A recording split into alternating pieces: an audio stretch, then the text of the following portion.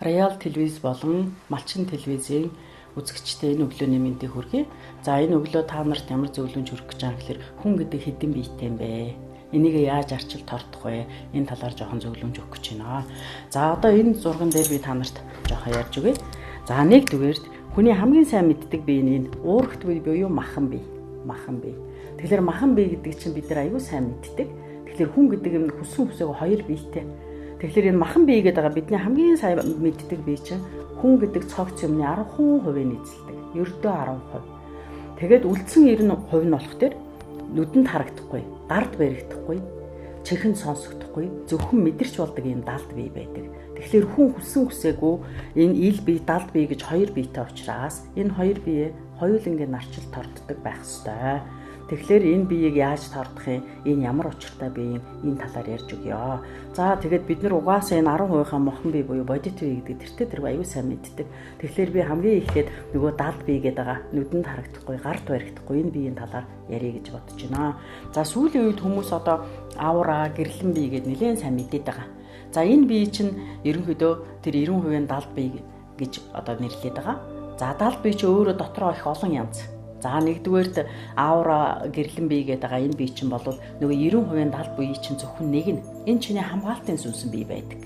За энэс гадна өөр ямар бие байдгийг гэхээр танай ээжийн удмын талын сайн муу бүх мэдээллийг хадгалж байдаг махан цусан сүнсэн бие гэж байна. Энэ дэр танай ээжийн удамтай холбоотой сайн муу бүх мэдээлэл байдаг. За энэс гадна монголчууд аавын талыг ясан тал гэж нэрлэдэг. Тэгэхээр өөрт чинь ясан сүнсэн бие гэж бас байна. Тэн дээр болохоор танай аавын удмын талын сайн муу бүх мэдээлэл байдаг байх нэ. За энийг бүр цааш нь ойлгомжтой болгохын тулд өөрөө ер нь яаж ээж аваад өөр хүүхэд нь болж чадсан юм. За энэ болох дээр эхийн улаан тусал, эцгийн цагаан тусал, дээр нь өөрөө чинь үндсэн сүнсэн бие очоод энэ гурвал нэгдэж ижил эхийн хөвлөд үр хөврөл тогтдог байх нэ. Тэгэхээр тэр эхийн улаан туслаг гэдэг дээр ээжийн удмын талын сайн муу бүх мэдээлэл бичээтэй. Нөгөө эцгийн цагаан туслаг гэдэг дээр аавын удмын талын одоо сайн муу бүх мэдээлэл бичээтэй байдаг байх нь. Тэгэхээр энэ эхийн улаан тусал, эцгийн цагаан тусал гэдэг дээр өөрөө чинь 10% махан бие үүсдэг байх нэ. Тэгэхээр энэ эхийн улаан тусал, эцгийн цагаан туслаас бүрдэж байгаа махан биеийг амьлуулдаг нь өөрөө чинь мөн чанар буюу өөрөө чинь үндсэн сүнсэн бие байдаг байх нь. Тэгэхээр энэ гурвал нэгдэж ижил эхийн хөвлөд үр хөврөл тогтдог, өөрөө эцэг эхтэй хүүхэд нь болж атсан байна. Тэгэхээр өөрөө чинь авч чадсан үндсэн сүнсэн бие гэдэг дээр өөрөө чинь урд төрөлдөө хийсэн үеийн мэдээлэл байдаг байх нь. Тэгэхээр хүн гэдэг амтан угаасаа энэ хорвоод, энэ замб твд 10,000 жилдээ 15 удаа төрж хүний төрөл авдаг байх нь. Хүний төрөл авч байхдаа хүн сайн үйлчин, саар үйлчин, гой чимгэн, бухаа чимгэн янз бүрийн юм хийсэн байдаг.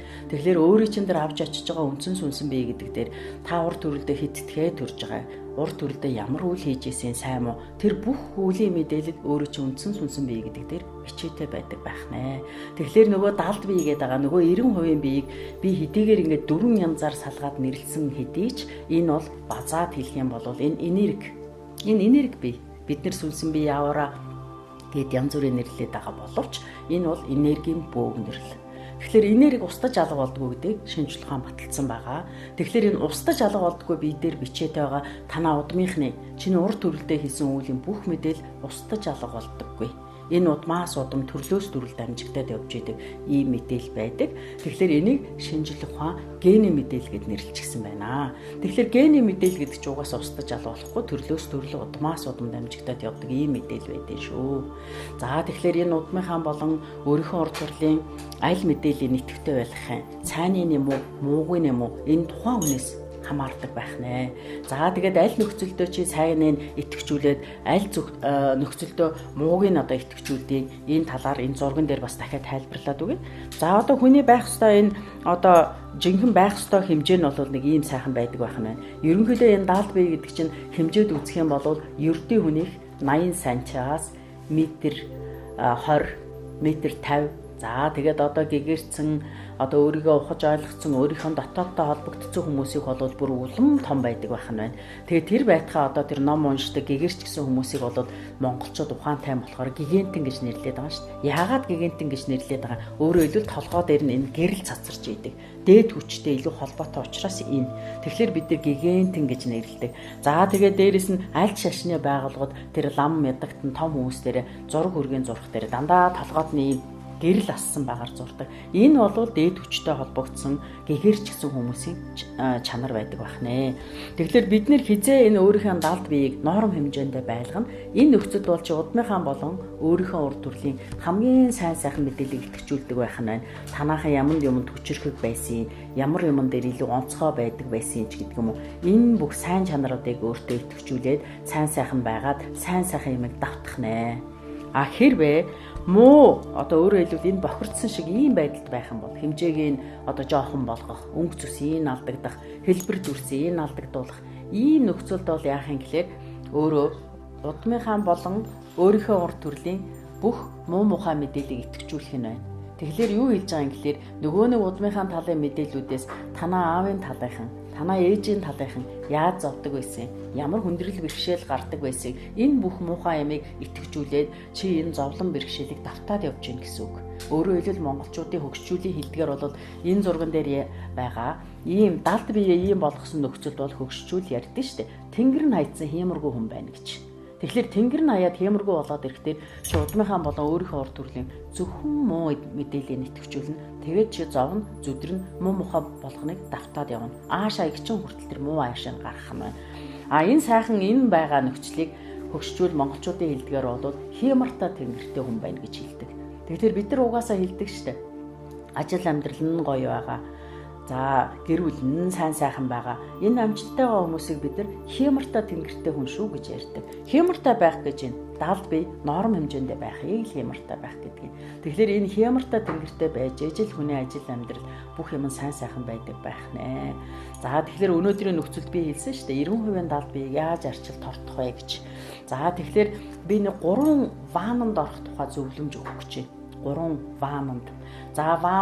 За нэгдүгээр ваан нь юу байдгийг гэхээр содтой давстай ваанд орно. За давс гэдэг нь хагасгал давсхийн.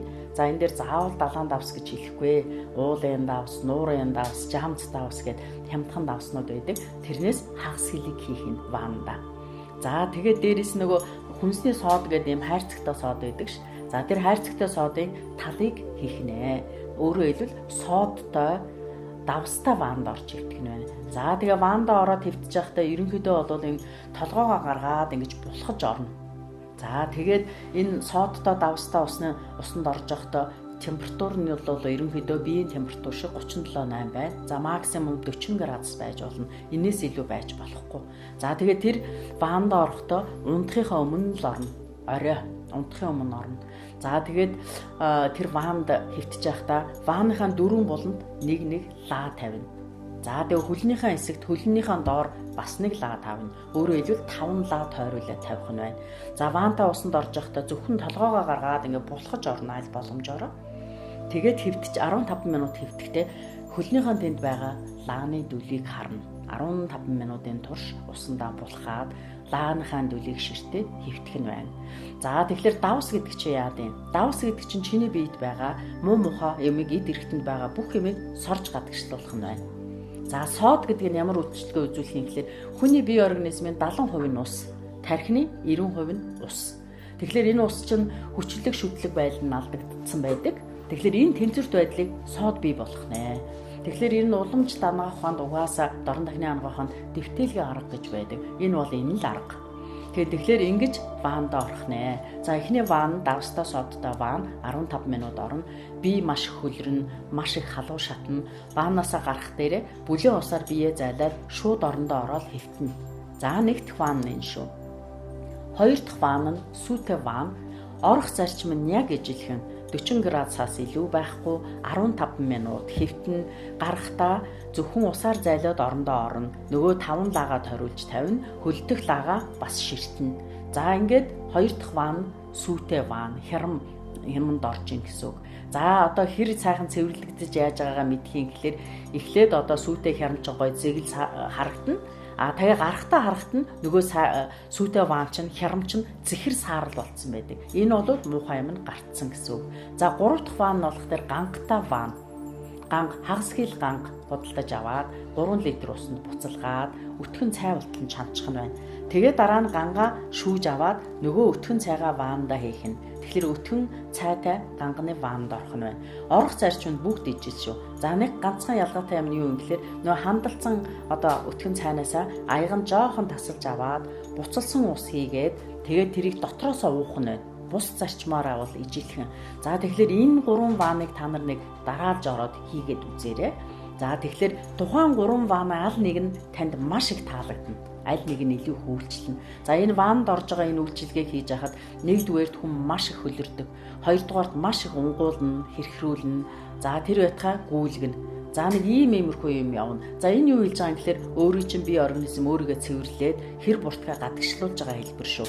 Энэ 3 вааныг хэрглэж дараалж үзээд тэгээд энэ 3-ын аль нь өөрт чи илүү таалагдчих тэрийгээ сонгоод тэгээд тэрнээсээ хоошид 14 хоногтоо нэг удаа тэр ваандаа орж болно. Айлсгүй бие таагүй болох, сэтгэл санаа таагүй болох энэ нөхцөлд энэ ваанда 15 минут ороод хэвтэж байгаарай. Хамгийн гол нь салхин зохиулж болохгүй. Ваанаас гарч байхад бие халууд өгдөг. Хүмүүс хамаагүй хүүтэн усаар шавшаад байдаг. Энэ болохгүй шүү.